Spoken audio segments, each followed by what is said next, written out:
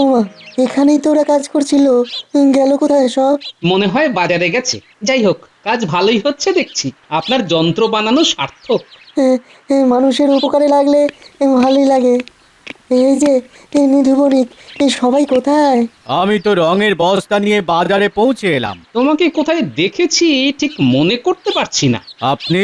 কি কাণ্ড! তুমি আমাদের রাজসভার বিখ্যাত গোপাল ভাঁড়কে চেনো না?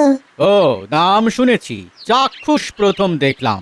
বেশ, তুমি নিধু বণিক, তাহলে এবারে বাজারে রঙের বরাত নিয়েছো। আগে হ্যাঁ। সবাই যে আসতে হয়। সে কি গোপাল, তুমি রং খেলবে না? তোমাকে তো রং মাখিয়ে ভূত করার আমার বহুদিনের শখ। আমি যদি ভূত হই তাহলে নির্ঘাত মামদভূতি হব, আর আপনাকে কিন্তু ব্রহ্মদত্তি হয়ে গাছে ঝুলে থাকতে হবে, সেটি মনে রাখবেন। মহারাজ, আমার কিছু বলার আছে, অত্যন্ত জরুরি। তা কিরকম জরুরি শুনি মন্ত্রী? মহারাজ, রং খেলে ভূত হয়ে কে কার ঘাড়ে চাপবে সেটা পরের কথা, কিন্তু রং থাকলে তো রং খেলবে। বাজারের অবস্থা খুব শোচনীয়, রং প্রায় অমিল। এ কি কথা মহারাজ? দোল পূর্ণিমা বর্ণহীন, এ তো স্বপ্নেও ভাবতে পারছি না। কেন মন্ত্রী? আহা, এই অবস্থা হলো কি করে? আর তুমি আমাকে আগে জানাওনি কেন? আপনি অনেক গুরুত্বপূর্ণ বিষয়ে ব্যস্ত থাকেন, আর আমি নিজেও খাজনা নিয়ে নবাবের সাথে নতুন চুক্তির ব্যাপারে মাথা ঘামিয়েছিলাম।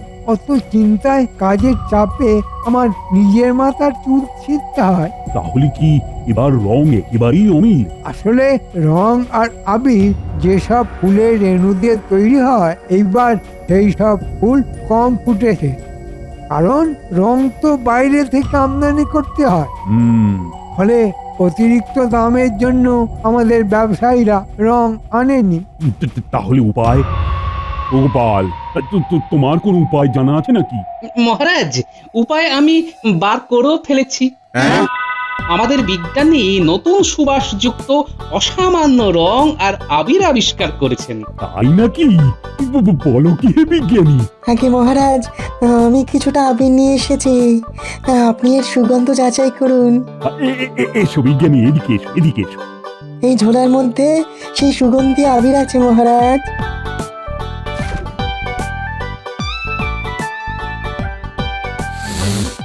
আহ, অপূর্ব বিজ্ঞানী!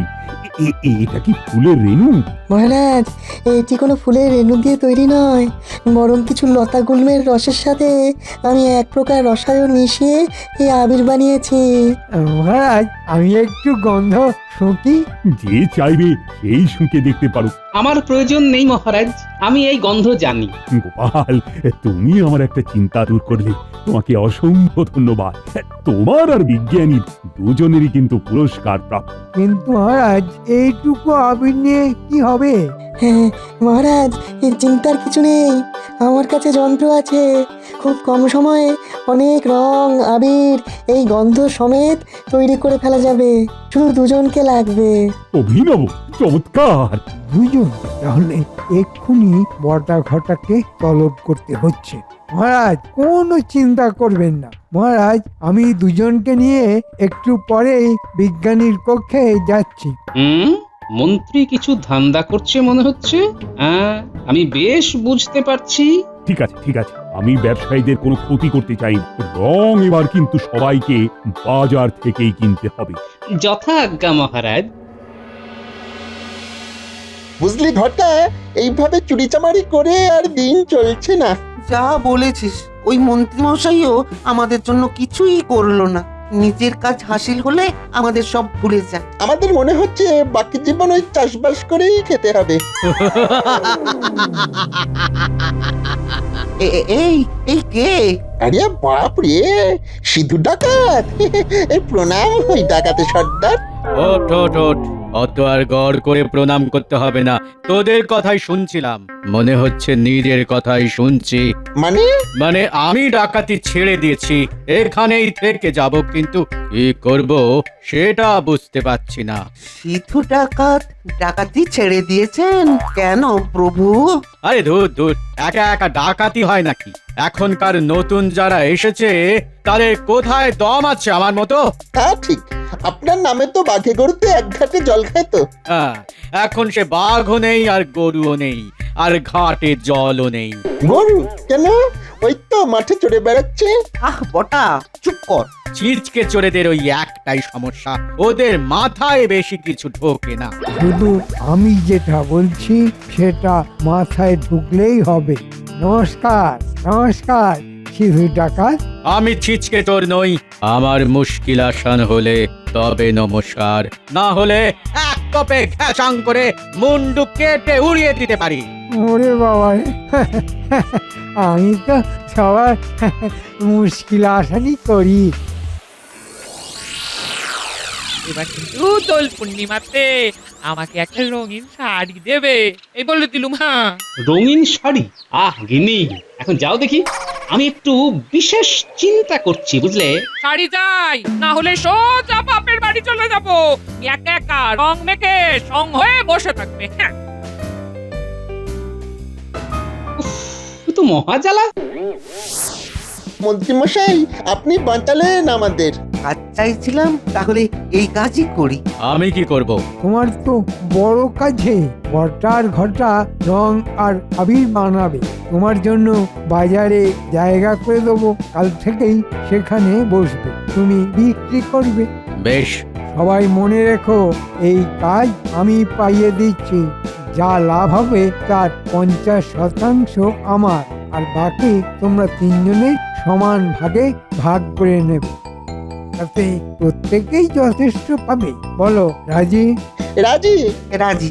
বেশ, আমিও রাজি।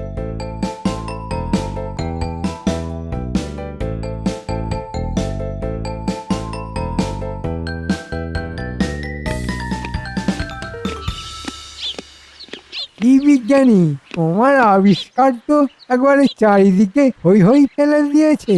এরা সব গ্রামের লোক তোমার আবিষ্কারের কথা শুনে একেবারে ছুটে দেখতে এসেছে। এ আর এমন কি করলাম মন্ত্রীমশাই? আমি তো ভেবেছিলাম আমার আবিষ্কার আমার কাছেই রেখে দেব, যদি রঙে ঘাটতি না পড়তো। হ্যাঁ,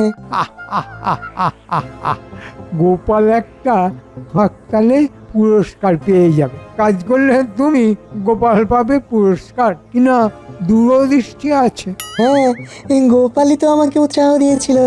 কি যেন বিজ্ঞানী, এরপর না শুনতে হয় গোপালের জীববিজ্ঞান হয়েছে। কালে কালে কত কি আর দেখার আছে। হ্যাঁ, আপনি কি বিশেষ কাজে এসেছেন মন্ত্রীমশাই?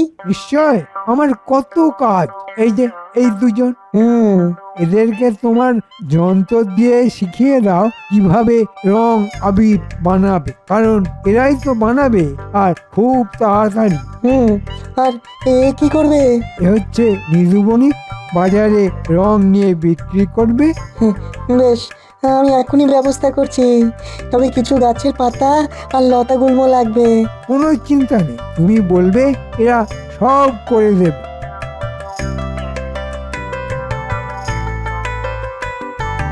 আমার ঘরে এত কলকবজা বড়ই অদ্ভুত আর উদ্ভট। এই গবেষণাগার তো এরকমই হয় মন্ত্রীমশাই। এটা কি? এটাই তো রং তৈরির যন্ত্র। তাই না? এই এই তোরা দেখ দেখ, ওই হাতল ঘুরিয়ে গেলে খানিক পরে এই মুখ দিয়ে রং বেরিয়ে পড়তে থাকবে। বাহ, বুঝে গেছি। এরপর ছাঁকনি লাগবে। একদম চুপ। এটা কি চা বানানো হচ্ছে নাকি?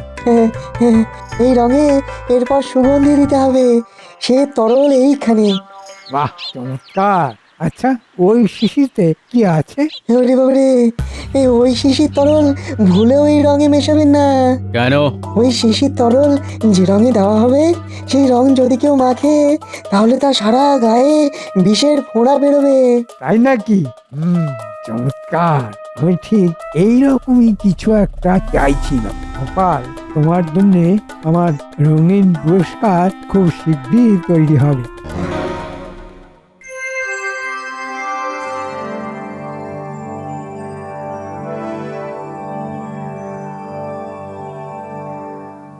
কি হে বিজ্ঞানী, তোমার যন্ত্র কিরকম কাজ করছে? নির্ভুল মহারাজ। শুধু তাই নয় মহারাজ, প্রচুর পরিমাণে রং আর আবির তৈরি হয়ে যাচ্ছে নিমেষে। বাহ বাহ, বেশ বেশ। মহারাজ আমরা জানি না যে কারা কারিগর, মানে এই রং বানাচ্ছে কারা। তাদের যদি রাজসভায় নিয়ে এসে একটু পরিচয় দেওয়া যেত তবে বেশ ভালো হতো না? তা মন্দ কি, এই রং কারা বানাচ্ছে তাদের তো রাজসভায় ডেকে নেওয়াই যেতে পারে। সে কি করে সম্ভব মহারাজ? তারা রাজসভায় এখন এলে উৎপাদনের সময় নষ্ট হবে। তা খুব বেশি সময় লাগবে কি? মহারাজ, খুব কম সময়ে অনেক রং আবির তৈরি হয়ে যাচ্ছে। তারপর শেষে বাজারে কম পড়ে গেলে তখন কিন্তু ভারী মুশকিল হবে। এই আপনি চাইলে সেই শ্রমিকদের দোলযাত্রার উৎসব মিটে গেলে হাজির করতে পারি। বেশ, তবে তাই হোক। কিন্তু মহারাজ এই রং আবির কে বিক্রি করছে, অর্থাৎ মন্ত্রী কাকে দায়িত্ব দিয়েছে সে ব্যাপারে তো কিছুই জানতে পারলাম না। আমার মনে হয় গোপাল মহারাজের সময় নষ্ট করছে। আমারও তো তাই মনে হয় মহারাজ। কিরকম কিরকম? মহারাজ, গোপাল যদি একটু কষ্ট করে বাজারে যায় তাহলেই দেখতে পাবে কে রং আবির বিক্রি করছে। গোপাল আগে মহারাজ, রং আবির কিনবে তো নাকি বাড়িতেই বসে থাকবে? মহারাজ আবির নিয়ে আপনারা রান্নার পায়ের ধুলো মাথায় নেব, আর আমি আজকেই গিন্নিকে নিয়ে বাজারে যাব। তবে গিন্নির শুধু রং আবিরে মন ধরছে না। তাই নাকি? আগে রঙিন শাড়ি দিতে হবে মহারাজ। গোপালের মাথায় অনেক খরচার চিন্তা মহারাজ, রাজকার্যের থেকেও অনেক বেশি চিন্তা। বেশ, গোপালের চিন্তা আমি দূর করলাম। রানীমা তোমাকে তলব করেছে গোপাল। এতক্ষণ তো ইচ্ছে করেই বলিনি। তোমার গিন্নির জন্য এই দোল পূর্ণিমা উপলক্ষে রানীমা একটি শাড়ি দেখে রেখেছেন। সাধু সাধু। মহারাজের জয় হোক, রানীমা মহান।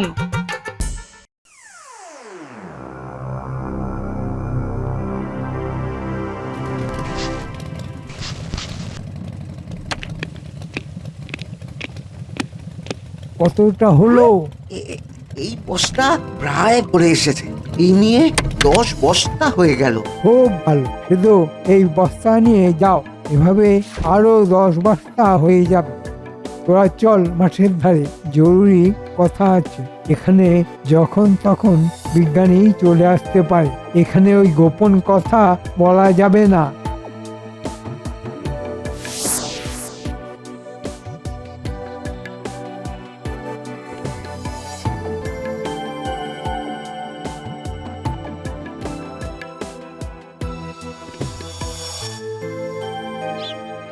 ওমা, এখানেই তো ওরা কাজ করছিল, গেল কোথায় সব?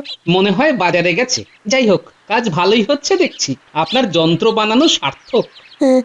মানুষের উপকারে লাগলে ভালোই লাগে। এই যে নিধু বণিক, এই সবাই কোথায়? আমি তো রঙের বস্তা নিয়ে বাজারে পৌঁছে এলাম। তোমাকে কোথায় দেখেছি ঠিক মনে করতে পারছি না। আপনি? কি কাণ্ড, তুমি আমাদের রাজসভার বিখ্যাত গোপাল ভাঁড়কে চেনো না? ও, নাম শুনেছি, চাক্ষুষ প্রথম দেখলাম।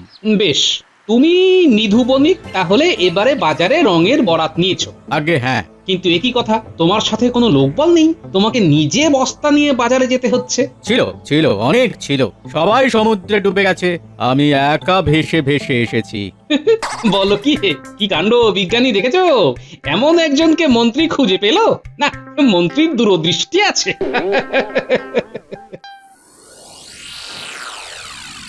তাহলে কি বললাম সেটা কি বুঝেছিস? খুব বুঝেছি। গোপাল যেই রং কিনবে সেই রঙে ওই জিনিসটা দেওয়া থাকবে, তাহলে ওটা মাখলে গোপালের সারা গায়ে টাকে বিস্ফোরা হবে। রং দেখবে সিধু। এবারে সিধুকেই বলতে হবে। সেই চট, সিধু তো এখন গবেষণাগারে, ওকে নিয়ে বাজারে এসে গোপালের জন্য বিশেষ রং বানিয়ে ফেলা যাবে। কারণ আমি জানি গোপাল আজ সন্ধ্যায় বাজারে যাবে রং কিনতে। তবে ওই রং অন্য কাউকে দেওয়া যাবে না, ভুলেও না, তাহলেই সর্বনাশ। তাহলে যাওয়া যাক।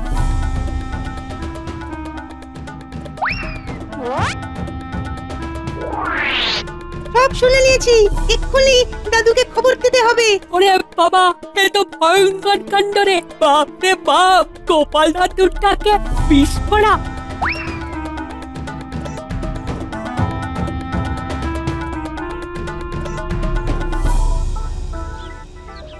কিরে, কিছু খবর আছে নাকি? হ্যাঁ দাদু, তুমি মন্ত্রীর উপর নজর রাখতে বলেছিলে, আমরা রেখেছিলাম। মন্ত্রী মশাই দুজন সন্দেহজনক লোকের সাথে জঙ্গলের পাশে কথা বলছিল। আমরা গাছের আড়ালে দাঁড়িয়ে লুকিয়ে সব কথা শুনছিলাম। তুমি বাজারে রং কিনতে গেলে তোমাকে এমন রং দেওয়া হবে যে তোমার বিস্ফোরা হবে। আমি এরকম কিছু একটা আন্দাজ করেছিলাম। মন্ত্রী বিজ্ঞানীকে অনেক প্রশ্ন করেছি, বিশেষ রঙে আমার জন্য কি থাকবে আমি একটা সন্দেহ করছি, বুঝলি? আমাকে এক্ষুনি একবার বেরোতে হবে।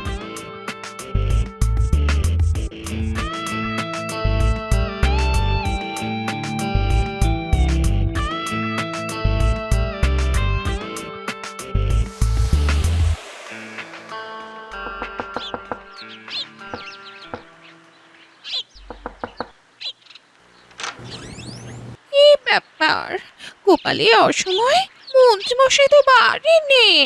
ঠিক, আমি জানি এখন মন্ত্রী মশাই বাড়ি থাকবে না। তাহলে আমার দরকার গিন্নিমা আপনার সাথে। আমার সাথে? শুনি শুনি। আমি যে এসেছিলাম এটা কাউকে বলবেন না, কেমন? সে ঠিক আছে, কিন্তু বলো বলো শুনি, তোমার আসার কি কারণ?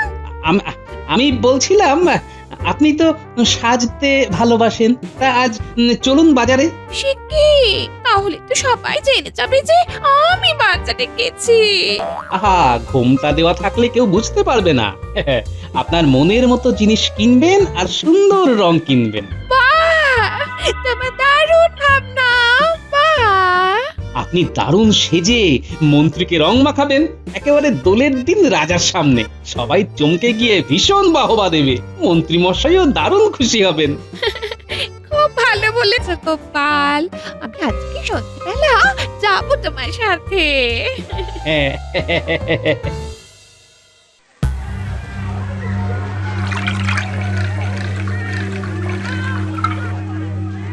আমরা চললাম। এই পাত্রের রং ঢেলে রাখো, গোপাল ছাড়া কিন্তু আর কাউকে বিক্রি নয়।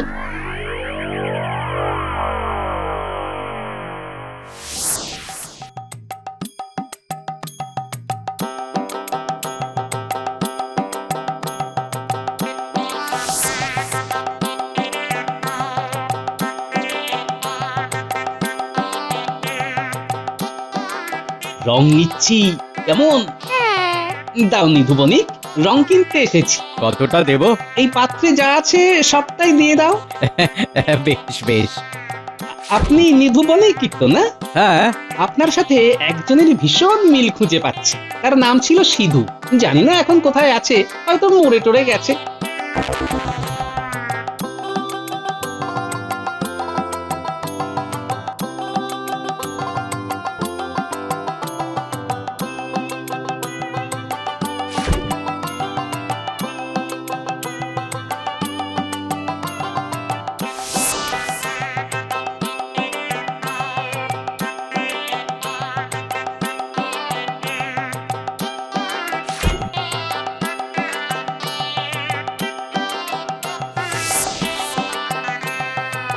গোপাল, দারুণ বাজার করা গেল। ওই সবটাই তুমি ছেলে বলেই সম্ভব হলো। তোমার মন্ত্রী মশাই না একটা নিরস আর কিপটে লোক, আমাকে কখনো ভালো সাজের জিনিস না বললে কিনে দেবে না। আর কিপটে তুমি একটা কত ভালো শাড়ি দাওনি, তাহলে সদা দাও বাপের বাড়ি। যাই হোক গিন্নিমা, আপনি কিন্তু এই রং মন্ত্রী মশাইকে সকলের সামনেই মাখাবেন। তবে রং দেবার আগে হাতে কাপড় জড়িয়ে নেবেন, কেমন? কেন? আহা, আপনি তো সাজবেন, হাতে যদি কাপড় না থাকে তাহলে যদি ভুল করে মুখে হাত লাগান তাহলে তো রং লেগে সব সাজই নষ্ট হয়ে যাবে। ঠিক বলেছ গোপাল, সেটাই করব, হাতে কাপড় জড়িয়ে নেব।